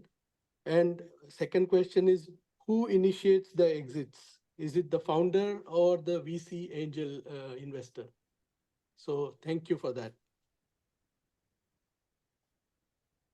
बहुत ही intelligent question है जुबैर भाई, thank you पूछने के लिए। देखिए क्या होता है, एंट्री टाइम पे जब कोई स्टार्ट कर रहा होता है ना अपनी जर्नी, फारूक भाई, मैं आपको बताऊं 100 आउट ऑफ 100, मतलब यानी 100% केसेस में सबसे ज्यादा जो सवाल जवाब आपके होते हैं वो एग्जिट के ऊपर होते हैं। कि पैसा बनेगा कि नहीं बनेगा, बनेगा तो कैसे बनेगा, कितना मल्टीप्लायर एक्सपेक्ट कर सकता हूँ, कितना ARR आएगा, है ना, ऑल दैट। लेकिन होता यही है जो अभी जुबैर भाई ने बोला है कि जब आपको एग्जिट ऑफर होएगा ना, मतलब अगर आप मान लिया पहले 3 साल में आपने 15 कंपनी में इन्वेस्ट किया, 15 में से आपकी 4 5 कंपनी जीरो हो गई, 10 कंपनी बची हैं आपके पास 4th 5th ईयर में, और उसमें से कोई 2 कंपनी आपको एग्जिट ऑफर करेंगी, वो वही होंगी जो सबसे ज्यादा परफॉर्म कर रही होंगी, क्योंकि उन्हीं का बार बार फंड रेज हो रहा होगा, वही ग्रोथ दिखा रही होंगी। तो बिल्कुल यही क्वेश्चन आएगा, और वहां पे फिर एज ए इन्वेस्टर हमें ये सोचना पड़ जाता है कि मैंने 15 कंपनी में इन्वेस्ट किया था, जो हाईएस्ट परफॉर्मिंग कंपनी है उसी में से मैं अगर बाहर निकल गया तो क्या ये सही डिसीजन है? तो हम Yes. लोग ये बोलते हैं वहां पे कि भाई यही प्रॉब्लम सबके, मेरे सामने भी प्रॉब्लम है ये, कि मतलब मैं आज अगर अपना पिछला 6-7 साल का अपना पोर्टफोलियो को देखूं, तो जो कंपनी मुझे आज एग्जिट दे रही है, तो मुझे ये लगता है कि इसमें आगे और कितना पोटेंशियल है, क्या मैं अपना थोड़ा सा कैश फ्लो निकाल लूं क्या, उन सब चीजों पे डिपेंड करता है। तो हम लोग लोगों को जनरली एडवाइस ये करते हैं कि थोड़ा पैसा निकाल लीजिए, ताकि आपका मान लिया अगर 15 कंपनीज में टोटल मिला के कैपिटल से फॉर एग्जाम्पल 75 लैक्स आपका खर्चा हुआ है, आपने 5-5 लाख करके उन 15 कंपनी में डाला था, 4 तो आपकी जीरो हो गई या 5 जीरो हो गई, तो उसमें तो आपका 5 × 25 लाख तो आपका जीरो हो गया। तो क्या मुझे 25 लाख इक्विवेलेंट पैसा ले लेना चाहिए जिसमें से एग्जिट हो रहा है, ताकि मैं अपने प्रिंसिपल पे आके खड़ा हो जाऊं कि हाँ ठीक है यार, मेरा लॉस कुछ नहीं है, या मैं इतना करूं कि हाँ ठीक है उसमें से पार्शियल एग्जिट लेके थोड़ा पैसा बना लूं, that can help me to invest further without actually investing any additional money from my pocket. अब मैं चाहता हूँ कि अब मेरा 3 साल हो गया, मैंने 75 लाख लगाया ना, अब मैं इसी को रोटेट करना चाहता हूँ for another 1 year, this could be a strategy. और लोग ऐसे भी होते हैं जो स्टॉक में भी हम करते हैं कि जब स्टॉक बढ़ रहा है तो वो लोग उसको टॉप अप भी करना शुरू कर देते हैं कि भाई अब जब डिस्कवरी हो गया कि इसका ग्रोथ जा रहा है, तो वाई नॉट बेसिकली री invest in the same company. मेरा पोर्टफोलियो, मैं इसको 3 साल से ट्रैक करते आ रहा हूँ, साथ में इनके काम कर रहा हूँ, फाउंडर्स को मैं जानने लगा हूँ, उसके घर गया हूँ, लंच किया है, उसे अपने घर पे बुलाया है, मैं जानता हूँ उस कंपनी को कि ये अच्छी जा रही है, तो लोग उसमें री इन्वेस्ट भी करते हैं। हमने अभी ब्लू स्मार्ट में री इन्वेस्टमेंट किया, हमने मतलब अपने ही अपराउंड हम इतने ज्यादा करते हैं, तो वो भी एक कंसिडरेशन है, और ये बिल्कुल जायज क्वेश्चन है। Yeah, एक Pratik. एक छोटा सा बस वो ऐड ऑन Sorry. करना चाहूंगा, उन्होंने पूछा था कौन इनिशिएट करता है, किसके मतलब हु डिसाइड दिस। तो इसमें होता यही है कि जो नेक्स्ट राउंड में जो इनकमिंग इन्वेस्टर होते हैं, वही आके बेसिकली जो कितना पैसा डाल रहे हैं उसके हिसाब से तय होता है कि क्या वो सारी इक्विटी फाउंडर्स के पास से आनी चाहिए, या जैसे मान लिया मैंने 3 राउंड रेज किए, पहले राउंड में मैंने 20% कंपनी डाइल्यूट करी, अगले राउंड में 15% कर दी, तीसरे राउंड में 10% कर दी, तो इसका मतलब ये हो गया कि मैं अपनी कुछ 40% कंपनी तो ऑलरेडी डाइल्यूट कर चुका हूँ। अब एक बड़ा इन्वेस्टर आता है 3 साल बाद, वो आके बोलता है मुझे 25% इक्विटी चाहिए। फाउंडर्स के पास 3 फाउंडर हैं, तीनों फाउंडर के पास मिला के मान लिया 50-55 है, और 7-8% तो ईसॉप होगा। तो अब उस 50-55% इक्विटी में से अगर 25 और चली गई इन्वेस्टर के पास, तो ये तो माइनॉरिटी में आ जाएंगे फाउंडर्स। तो नया इन्वेस्टर हमेशा क्या करता है, वो आके बोलता है ठीक है मुझे 25% चाहिए, मैं फाउंडर्स का डाइल्यूशन सिर्फ 12% कराऊंगा, मैं 12% एग्जिस्टिंग इन्वेस्टर्स से लेना चाहूंगा, उनको मैं एग्जिट दे देता हूँ। तो वैसे एक प्रोपोजिशन सामने आता है जिसमें नए इन्वेस्टर्स का जो लार्ज चेक इन्फ्यूजन हो रहा है कंपनी में, उसकी वजह से वहां पे एग्जिट की पॉसिबिलिटी मिलती है, जो सबके लिए विन विन होता है। पर इसका जो डिसीजन मेकिंग है वो ट्रिगर होता है नेक्स्ट इनकमिंग इन्वेस्टर से, और उसके बाद फिर फाउंडर और एग्जिस्टिंग इन्वेस्टर सब मिलके बैठ के डिसाइड हो जाता है कि हाँ भाई इसमें लेना चाहिए कि नहीं लेना चाहिए, ये प्रोसेस है। So Neeraj bhai, thank you very much for this explanation. Really, this was a question I had last time. I did not have a mic, so I could not ask. So thank you for explaining that. और नीरज भाई, so इसमें जैसे नया investor आया and he wants to buy your share, you know, so is there a compulsion that you have to sell, or you can stick to your guns and say no, I do not want to sell my share? तो ये भी एकदम एकदम right I think logical question है। तो इसमें देखिए क्या होता है कि ये वाला डिसीजन जो है ना, ये फाउंडर के हाथ में होता है, कि अगर फाउंडर को कंडीशन ही मान लिया इनकमिंग इन्वेस्टर से ऐसी मिली, वो कहता नहीं साहब मेरे को तो छोटे सारे इन्वेस्टर्स को आप एग्जिट दोगे तभी मैं पैसा डालूंगा, तो वहां पे क्या होता है, मैंडेटरी कंडीशन ही ऐसी आ जाएगी कि भाई कंपनी की ग्रोथ के लिए अब जो फंड आ रहा है वो आईयूसी कंडीशन पे रहा है, तो फिर वहां पे फाउंडर के पास भी कोई चांस नहीं बचता है कि भाई वो ऑफर ही करे। तो उसमें ये तो हो सकता है कि एग्जिस्टिंग इन्वेस्टर थोड़ा नेगोशिएट करना चाहें कि भाई जो तुम मुझे मल्टीप्लायर दे रहे हो, तुम मुझे 4.5 का मल्टीपल दे रहे हो, अगर इसको 5 का कर दोगे तो मेरे को मैं आई एम ओके। या ये नेगोशिएट करना चाहें कि भाई मेरा पूरा डाइल्यूशन मत कराइए, थोड़ा तो रहने दीजिए, वो सब नेगोशिएशन थोड़ा बहुत कर सकते हो, बट अगर वो कंडीशन वहां से आ गई और वो करना पड़ गया, तो एग्जिस्टिंग इन्वेस्टर्स के पास लीगली कोई ऐसा तरीका नहीं है कि वो उसको रोक Stick to your सकते हो। guns. नहीं नहीं, वो क्योंकि वो चीज जब आप एंटर करते हो ना, उसी टाइम पे वो लॉक हो जाता है कि भाई नेक्स्ट राउंड फंडिंग में अगर ऐसा सिचुएशन आ गया, तो या तो आपके पास राइट ऑफ रिफ्यूजल तो हो सकता है कि आप बोलो कि अगर आप उसे सेम वैल्यूएशन देके उसमें इन्वेस्ट करना चाहते हो कंपनी को, वो तो हो सकता है, बट आप ये नहीं कर सकते कि भाई ना तो मैं पैसे दूंगा तुम्हें और ना तुम बाहर से रेज कर सकते हो, वो नहीं कर सकते आप एज ए इन्वेस्टर। तो आपके जो एविनिया फंड है उसमें भी वैसा ही सिचुएशन होता है कि नहीं, you play differently because you it's a bigger fund? तो वहां पे क्या होता है कि वहां पे हमारे पास कंट्रोल ज्यादा होता है, जैसे आपने राइटली बोला कि भाई पैसा हम ज्यादा जी लगा रहे हैं, तो वहां पे ये, और फाउंडर को भी ये पता होता है कि ये जो फंड है ये मल्टीपल स्टेजेस में इन्वेस्ट करने की कैपेसिटी है, वही जी थीसिस है हमारा। एंजल इन्वेस्टर का उसे पता होता है, एंजल इन्वेस्टर एक या दो राउंड तक तो इन्वेस्ट करेगा, तीसरे राउंड में जाके वो नहीं कर पाएगा क्योंकि वैल्यूएशन इतना तेजी से बढ़ रही होगी और राउंड साइज इतने बड़े हो रहे होंगे कि वो एंजल इन्वेस्टर्स उसे पूरा नहीं कर पाएंगे। हम्म मैंने आज 50 लाख का रेज किया, मान लिया सीड राउंड हो, अगला राउंड मैंने 1.5 करोड़ का किया, उसके बाद मैंने इंस्टीट्यूशनल एंजल राउंड कर लिया 5 करोड़ का, उसके बाद मैं अगला जब 20 करोड़ करने जाऊंगा तो 20 करोड़ में ये एंजल्स पार्टिसिपेट कितना कर पाएंगे। तो जी वहां पे जाके वो उनको इतना ज्यादा नेगोशिएट नहीं करता या इतना एंटरटेन नहीं करता जितना उसे फंड का पता होता है कि फंड तो, जैसे हमारा फंड है जो अवन्या, उसकी थीसिस ये है कि हम bottom of the pyramid first check जो हो गया वो 50 लाख से लेके 1 करोड़ का होगा, लेकिन जी उसका जो नेक्स्ट राउंड का जो चेक है वो 4 करोड़ है, उसके अगला राउंड का 8 करोड़ का है, उसके बाद हम 25 करोड़ भी इन्वेस्ट कर रहे हैं। दैट जी मीन्स स्टार्टअप को होप रहती है कि मेरा एग्जिस्टिंग इन्वेस्टर ही कंटिन्यूसली इन्वेस्ट करेगा, तो वो हमें एग्जिट के लिए पुश नहीं करता है। अगर हम खुद से करना चाहें वो बात अलग है, पर वो हमें नहीं करना चाहेगा। जी तो but sorry I am taking time, but वो आपने लास्ट टाइम कहा था कि you have defined duration for exiting the whole fund, you know, so you start and then within 7 years you exit Yeah. the whole fund. So जी जी that is you know, sort of you if the founder, if you have opportunities to invest or ज़्यादा money invest करने का, but still you would want to close the fund or हाँ, नहीं नहीं, वो तो है ही सर, वो हमको प्लान वैसे ही करना पड़ेगा अपनी फ्यूचर राउंड फंडिंग भी, कि हम 8 साल जो हमारा फंड का टाइम है तब तो कंप्लीटली उसमें से एग्जिट होना ही चाहेंगे। जी उसमें ये होता है, मतलब थोड़ा टेक्निकल है पर बता रहा हूँ मैं आपको, जी ऐसा तो हो सकता है कि हमने फंड वन से 500 करोड़ रुपए इन्वेस्ट किया और उसमें से एग्जिट लेके अपने principal amount plus basically profits distribute कर दिए इन्वेस्टर्स को, लेकिन इस पूरी जर्नी में मान लिया कुछ 7-8 ऐसी कंपनी आई जो इतना हाई परफॉर्म कर रही है कि उसमें से मैं कंप्लीटली एग्जिट नहीं होना चाहता एज अ फंड, तो जी इसीलिए फंड क्या करते हैं, अपना सेकंड फंड सेटअप कर देते हैं। तो आपने जब भी किसी फंड का नाम सुना होगा तो ऐसे सुना होगा सिक्वोया का फंड 1 है, फिर 2 है, फिर 3 है, हम्म फिर 4 है।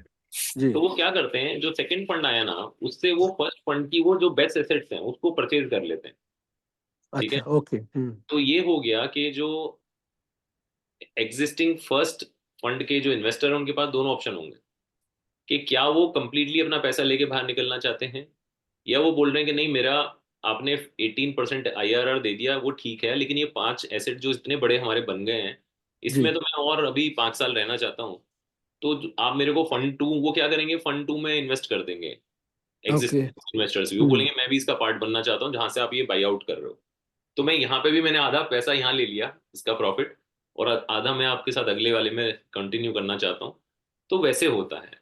oh fantastic oh thank you very much Neeraj bhai, you really answered my And we questions. can take more Farooq such bhai, thank you. questions from Zubair in the next call that we are going to set up next No, week, no, which I is a will not deep take more dive. time. Yeah. Yeah, deep dive into the real नहीं, investment मेरी तरफ से scenario. और रोहन की तरफ से और हम सब की तरफ से बेसिकली, और फारूक भाई की तरफ से इट्स इनविटेशन, फारूक भाई आपको भी और आपके इन्वेस्टर्स को भी, Yeah, कि नेक्स्ट बेसिकली जो 10-12 लोग ऐसे हैं जो थोड़ा बड़ा सोच रहे हैं, yes. आप ऑफिस में आइए, मोस्ट आपका वेलकम है।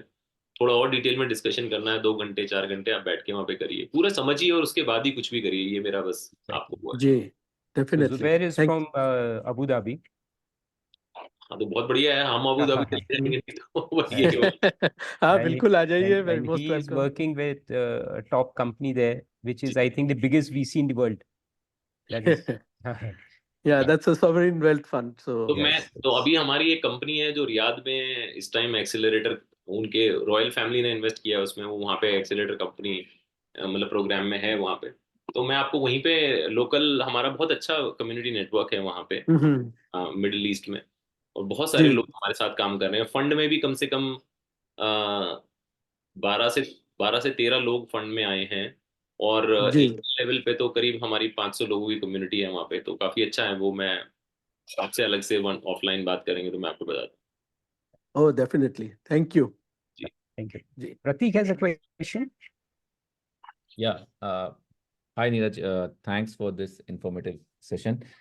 So, I wanted to ask you कि जैसे for example, so I run a B2B tech company. It's I mean, fortunately, ag tech ही है हम लोग का, ठीक है? So B2B tech is something which I understand well because being a founder, I've been running it from last 10, 12 years, so I have an understanding of it. So any proposal which comes around that domain, I'm able to basically evaluate it well. But whenever there is an opportunity which comes which is beyond the domain, right, wherein I have interest. So for example, suppose food chain outlets है आपका, ठीक है, आपका D2C में कुछ आपका branding का है. So at that moment of time, how do I evaluate that the valuation which has been asked at that moment of time is correct? There are various metrics which we should see. तो आप लोग का कुछ उस side भी guidance रहता है क्या? So one is that some things will come through your platform, which I understood, right? Wherein you would always have those details with you, and maybe when we discuss about it, you would be able to guide us. Yeah. But beyond your platform, suppose we have certain opportunities. I mean, there is a company. If I want to have a understanding of it, whether at this moment of time it is the right valuation at which we should enter, or is it too late or early? Sometimes आपको होता है ना below. I mean, अब before the wave or after the wave में भी बहुत differences आ जाते हैं. करेक्ट है। From that perspective, how do you engage is something which I wanted to understand. Okay, again मतलब I think very very interesting questions. तो फारूक भाई, हम मुझे लग रहा है कि I think is worth time spending on Saturday. तो होता है कि इसमें प्रतीक के फंडामेंटल्स तो देखो सेम रहते हैं when you are valuating a business. जो आपके बिजनेस के फंडामेंटल्स हैं वही वहाँ है। कैश फ्लो मैनेजमेंट कैसा कर पा रही है फाउंडिंग टीम, फंड रेजिंग का उसका स्ट्रैटेजी क्या है, क्या वो पैसा मार्केट से रेज कर पाती है कि नहीं कर पाती है रेगुलरली, उसका सेल्स पाइपलाइन कैसा है। ये बेसिक हाइजीन है। मुझे फाउंडर्स की केमिस्ट्री देखनी है, मुझे उनका ग्रोथ प्लान समझना है, ये बेसिक हाइजीन चेक है। लेकिन अगर मैं B2C वर्सेस B2B में एक कोई अगर स्टार्क डिफरेंस की पॉइंट ऑफ व्यू से बात करूं, B2B में क्या होता है कि मैंने दोनों में डिफरेंस कोई ऐसा है जैसे एक एक पानी का जहाज होता है और एक नाव होती है। तो ship takes time to kick start, थोड़ा वार्म होने में, और इतना हैवी होता है कि वो थोड़ा टाइम लगता है। स्मॉल वाटर बोट लाइक आप उसको अभी किक स्टार्ट करो, शिप से भागती है। तो D2C वैसे भागता है। D2C में 0 to 25 lakhs या 0 to 50 lakhs पर मंथ की जो सेल्स होती है वो करना बहुत आसान है। 50 लाख महीने की सेल करना B2B बिजनेस में थोड़ा टफ है, 50 lakhs की सेल्स पे पहुंचना। पर वहां पे क्या प्रिडिक्टेबिलिटी ऑफ बिजनेस ना बहुत ज्यादा है, और कैग आपका कम हो सकता है क्योंकि आपने अगर एक बार फनल ऐसा बना लिया कि आपकी POCs काफी हो रहे हैं, आपके पास सेल्स पाइपलाइन है, और आप वो अब वो सर्किल चल गया और वह रेफरल बहुत काम आता है। तो वो मेरे ख्याल से वो भी हमारे लिए बहुत इंपॉर्टेंट यार्डस्टिक हो जाता है समझने के लिए कि अब ये कंपनी, पहले 2 साल लग गए इसको, है ना, 25-30 लाख रुपए की सेल करने में, जो कि किसी D2C कंपनी ने बेसिकली 25 लाख सेल करने में 7-8 महीने लगाए होंगे। वो तो 2 करोड़ तक सेल ले आती है वो 2 साल में। उसके 2 करोड़ और इसके 25 लाख, मतलब हमारे लिए तो इक्विवेलेंट है अगर मैं उसको रेवेन्यू टर्म्स में देखूं। सो वी नीड टू सी के उन्होंने बाकी सेल्स पाइपलाइन कैसे बिल्ड किया है, एंटरप्राइज पे क्या रिपीट हो रहे हैं ऑर्डर्स। अगर वो रिपीट ही हो रहा है तो मेरे लिए तो बस वो प्रॉब्लम ही खत्म हो गया ना, कि मैंने महिंद्रा को बेचा था अपना एक SaaS टैक, और उसने अब मेरे को 3 साल का कॉन्ट्रैक्ट दे दिया फर्स्ट ईयर के एंड में। तो वो बहुत ही बड़ा एक कहना चाहिए एक प्रिडिक्शन आ जाता है बिजनेस में कि अब ये सेफ रास्ते पे पहुंच गया है। और वो ये भी पता चल जाता है कि अगर इसने इंडिया में बड़े 10-15-20 लोगोज अगर इसके पोर्टफोलियो में आ गए हैं, तो अब इसके लिए नए लाना बहुत इजी होगा। क्योंकि अगर मैंने महिंद्रा क्रैक कर दिया तो आप सोचो ऑटो इंडस्ट्री के जो नीचे के छोटे प्लेयर्स हैं वो तो अपने आप ही क्रैक हो जाएंगे। आप एडटेक में हो जैसे फॉर एग्जाम्पल, अगर आपने DPS क्रैक कर दिया तो फिर बहुत सारे छोटे स्कूल ब्रांड्स तो आपके साथ एसोसिएट हो ही जाएंगे। तो वहां पे ये सब चीजें बहुत फैक्टर करता है कि B2B बिजनेस में हम ये देखना चाहते हैं कि भाई कितने बड़े क्लाइंट्स को क्रैक कर पाया है, कितने रिपीट ऑर्डर्स हैं, सेल्स पाइपलाइन क्या है, और इंटेलिजेंस क्या डेवलप हो रही है। क्योंकि यहाँ पे क्या होता है, वो इंटेलिजेंस को दोबारा से रिक्रिएट करना बहुत ही डिफिकल्ट है। D2C में तो ये है कि अगर मैंने एक ब्रांड को अच्छे जाते देख लिया, दूसरे ब्रांड के पास अगर पैसे ज्यादा रखे हैं तो वो तो अगले दिन उसे कॉपी करके चालू हो जाएगा। That's what, so B2B, that's what, as you said, right? These all metrics, since now we have scaled it to a $50 million revenue right now. So we know that कि B2B के challenges क्या हैं, तो मेरे लिए easy हो जाता है. But you know that shareholding agreement में I have certain constraints where I know well I cannot invest, right? So obviously my way of diversification is that I want to invest into something which is not conflicting with my current business. And when those things comes on table, अभी market में क्या multiple चल रहा है, कैसा है, उसका कुछ एक नॉलेज बैंक नहीं है। जैसे फॉर एग्जांपल एक आपका फूड आउटलेट है, उसने बैंगलोर में 6 जगह करके उसने 50 लाख का रेवेन्यू करना चालू कर दिया per month. At what valuation is the right time to get into it is something which I don't know. And अभी क्या चल रहा है वैसे फूड आउटलेट्स का, वो सब गाइडेंस कैसे मिल सकता है, is something which I was wondering. तो हम लोग ये ना, हमारे लिए भी पजल है जो आप बोल रहे हो ना, हमारे लिए भी क्वेश्चन ही है, क्योंकि हमारे पास भी इस सारे डोमेन का तो या सारे बिजनेस मॉडल्स का नॉलेज होना इम्पॉसिबल है। राइट राइट हम लोग इसको क्या करते हैं, और ये बहुत इंपॉर्टेंट एस्पेक्ट है जो मैं आपको शायद शेयर कर रहा हूँ, कि हमारा जो कम्युनिटी है ना, वो सिर्फ कहने के लिए कम्युनिटी नहीं है। ना सिर्फ हम उसे सिर्फ इन्वेस्टिंग के लिए उसको लेवरेज कर रहे हैं, हम उसको डोमेन नॉलेज के लिए भी लेवरेज कर रहे हैं। कि जब मुझे ऐसी कंपनी का सिलेक्शन, जैसे आपने अभी बोला फूड आउटलेट का, ठीक है, अब मान लिया फूड आउटलेट का हमको नहीं आइडिया, हमें कंपनी बहुत अच्छी लग रही है, एक्साइटिंग लग रहा है, हमने उसके सारे सारे ड्यू डिलिजेंस कर लिए, 3 महीने लगा दिए उसके साथ, और उसके बाद हमारा बहुत ज्यादा एक वो बन गया, मन बन गया कि अब इस कंपनी में हमको इन्वेस्ट करना चाहिए। तब भी हम क्या करते हैं कि जो फाइनल आईसी कॉल होती है उसमें हम अपने डोमेन एक्सपर्ट्स को लेके आते हैं। हो सकता है पहले भी मैं इन्वॉल्व कर लूँ उनको, लेकिन लास्ट में तो मेरा मैंडेटरी है, ये मेरा प्रोसेस है मेरे मेरे सिलेक्शन का, कि मुझे डोमेन एक्सपर्ट्स को लेके आना है और उनके साथ उसका इंटरेक्शन कराना है, और उनकी बहुत स्ट्रक्चर्ड फीडबैक हम लोग कैप्चर करते हैं, पूरा डॉक्यूमेंटेड है।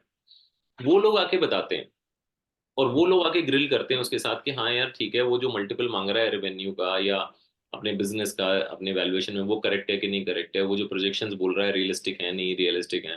राइट। वो सारा जज करके I think they are the final authority जो हमको बताते हैं कि करना चाहिए कि नहीं करना चाहिए। अगर आईसी में ड्रॉप हो गई कंपनी, तो चाहे हमें कितना भी अच्छा क्यों ना लग रहा हो, we will not go in that company. हम लोग अपना टाइम लेंगे, उसको फीडबैक देंगे फाउंडर को, और उसको बोलेंगे भाई ये अपनी चीजें ठीक करके आओ, तभी हम लोग इन्वेस्ट कर पाएंगे।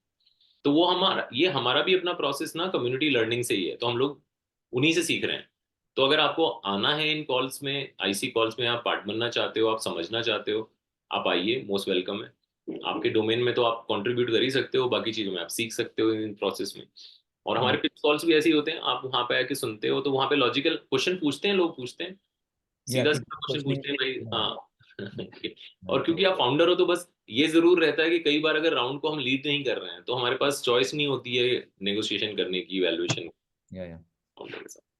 No, I think, yeah, that negotiation तो नहीं रहेगा because we come with a small amount as well, I understand. But the only thing is that whether we should be going or not is something which that insights can come, so it will be helpful. Yeah. वो बहुत अच्छा होता है वहां पे actually, because वो logic जब हम सिलेक्शन कर रहे हैं, तो हम वो लॉजिकल, वो सारे क्वेश्चन बहुत डीप लेवल पे डिस्कशन Yeah. होते हैं, डोमेन एक्सपर्ट्स की प्रेजेंस में होते हैं। तो अगर कोई मुझे बोल रहा है कि हाँ ये मल्टीपल है, तो मेरा अगर मान लिया फॉर एग्जांपल, और उसमें हम सबको लेके आते हैं, मतलब उसमें हम फाउंडर्स को भी लेके आ रहे हैं जो सक्सेसफुल फाउंडर्स हैं उस डोमेन के, जैसे आप एडटेक में हो।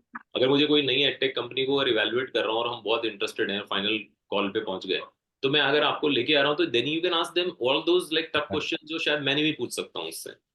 आप तो पूछ ही सकते हो, No, है ना। that's good. I think because there is another club, right? Infinite Club, you might be knowing about it. So there, I felt it was not more inclusive. So just to tell you that I congratulate you that here what I felt was good was that even after investment, you are helping us to track that important metrics, right, on a regular basis is one thing good.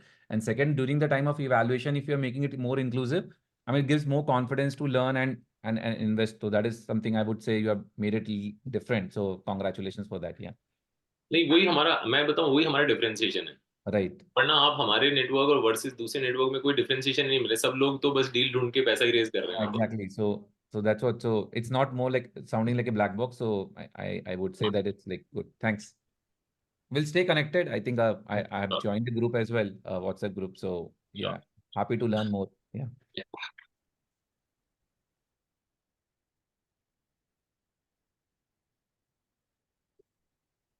आप mute पे हो।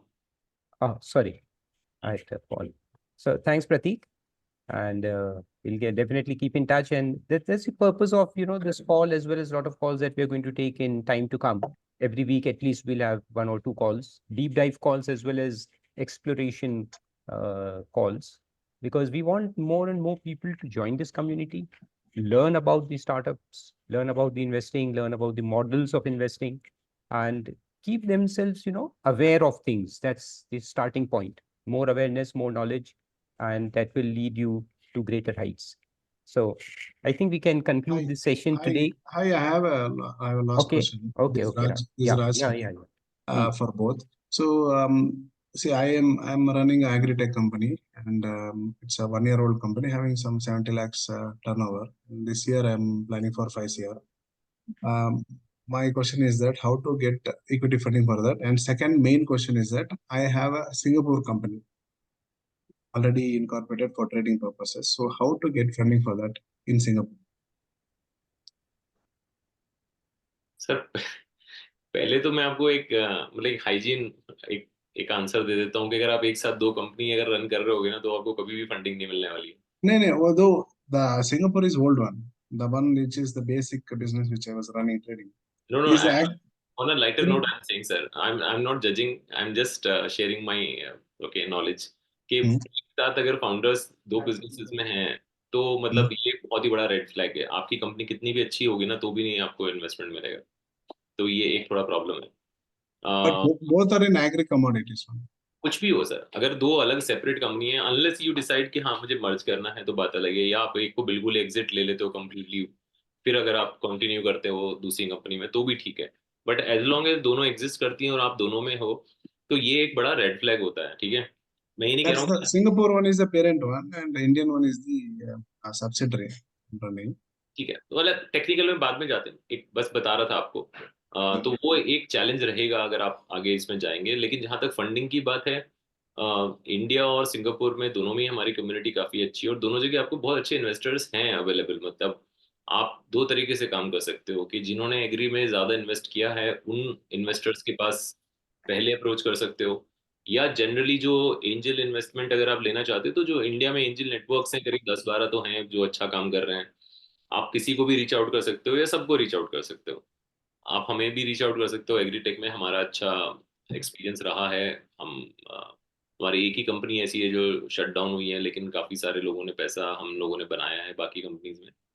और हम actually agritech देखते हैं, तो आप रोहन के साथ टच में रह के अपना कंपनी शेयर कर सकते हैं. तो हम लोग इवेलुएट करके we will give you a feedback कि हम उसमें इंटरेस्टेड हैं कि नहीं है.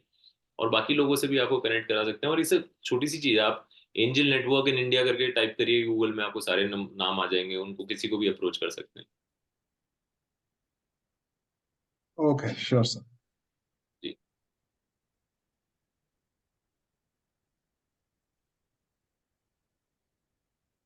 So I think we can conclude. मेरे ख्याल से 5 मिनट बस अब और. No, I think we are done with the questions, and we can definitely take more such detailed questions in time to come.